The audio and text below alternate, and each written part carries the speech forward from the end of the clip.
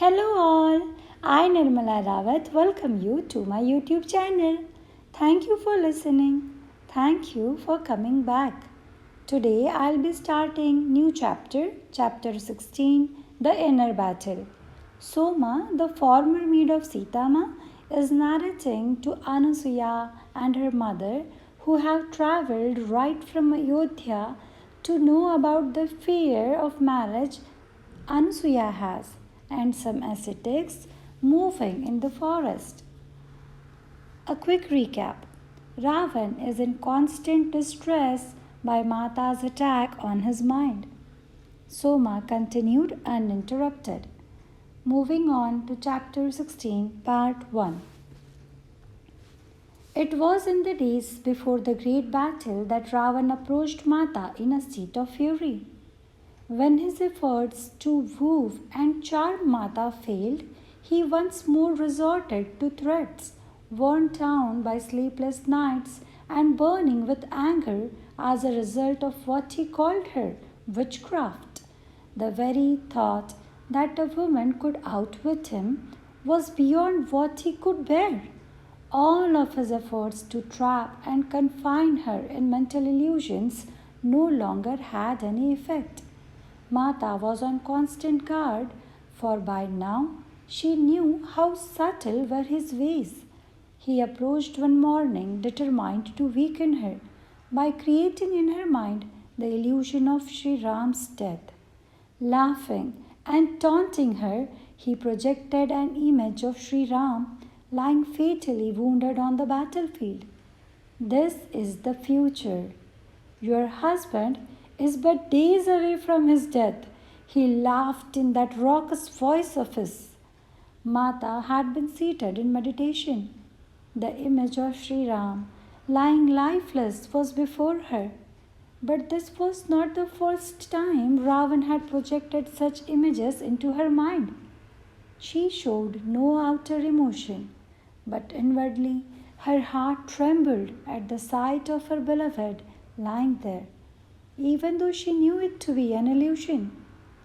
She opened her eyes and with a steady gaze slowly rose to her feet. Shaking her head slightly, allowing the shadow of a compassionate smile to cross her lips, she spoke to him. Your decades of tapasya, Ravan, have been for nothing? Your years of meditation, supplication, and invocation have taught you nothing? You have wasted so many precious years that could have steered you towards your goal.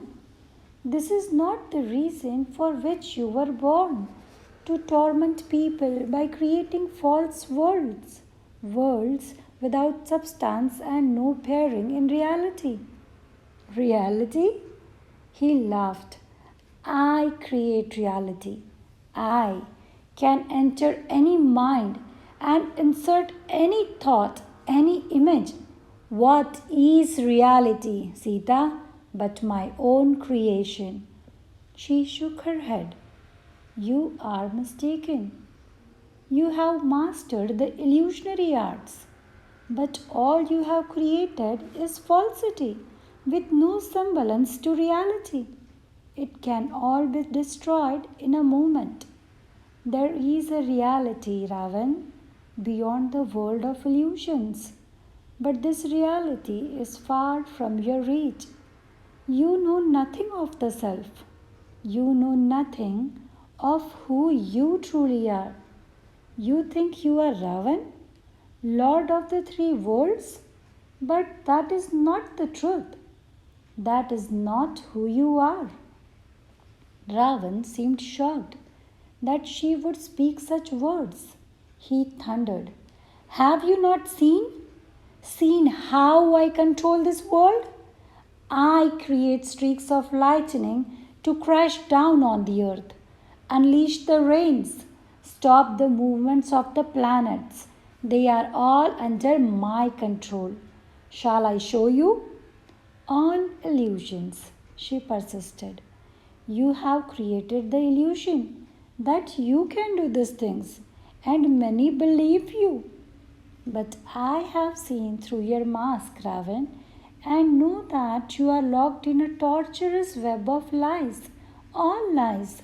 Sita, he yelled, I can take your life at any time. You cannot take my life, she replied, shaking her head. You may take this body, but this body is not who I am. Have you not realized this yet? Have my words all these months had so little effect? I am not trying to spare your life, for it is too late for that. But I am trying to spare you from what will come after, from millennia of wandering far from the place to which you seek to return, the place that was once your home. That is what I am trying to remind you of. Awaken, Ravan, to who you truly are. Her words rang out from all directions, not from her lips alone. He stood speechless before her. She thought she caught a glimmer of remembrance in his eyes, and so she took advantage of the moment. You were born with great potential and could have achieved much more for humanity.